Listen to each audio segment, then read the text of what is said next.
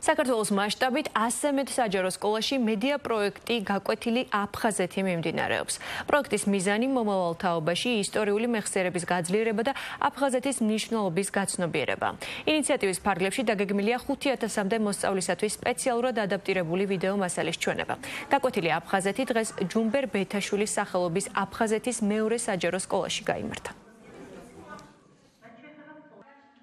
აფხაზეთის მთავრობის თავმჯდომარისთვის განსაკუთრებულ მნიშვნელობას იძენს მომავალი თაობისთვის აფხაზეთის შესახებ მეტი ინფორმაციის მიწოდება, აფხაზეთის ისტორიისა და კულტურის შესახებ ცოდნის მიწოდება, მომავალი თაობის ინფორმირებულობა მათი როლის შესახებ და შესაბამისად ვფიქრობ, ეს გაკვეთილები ამას მაქსიმალურად უწყობს ხელს. პროექტი გაგრძელდება და დეკემბერში დასრულდება მულტიმედია კონკურსით. ჩვენ გამოვავლენთ გამარჯვებულ 10 სკოლას და დავაჯილდოვებთ მოსწავლეებს, რომლებიც შექმნიან განსაკუთრებულ პროექტებს აფხაზეთის შესახებ. მინდა გულწრფელად გამოხატო ჩემი დამოკიდებულება და ემოცია, რომ ეს ნამდვილად მსგავსი გაკვეთილები აღსანიშნავია და საჭიროა, რათა ახალმა თაობამ იცოდეს მათი ქვეყნის, მათი ქალაქების კულტურა, ისტორია და ეს არის სამაგალითო ესეთი გაკვეთილები და ბედნიერი ვარ, რომ ერთ-ერთი სკოლა არის აფხაზეთის ნომერ 2 საჯარო სკოლა.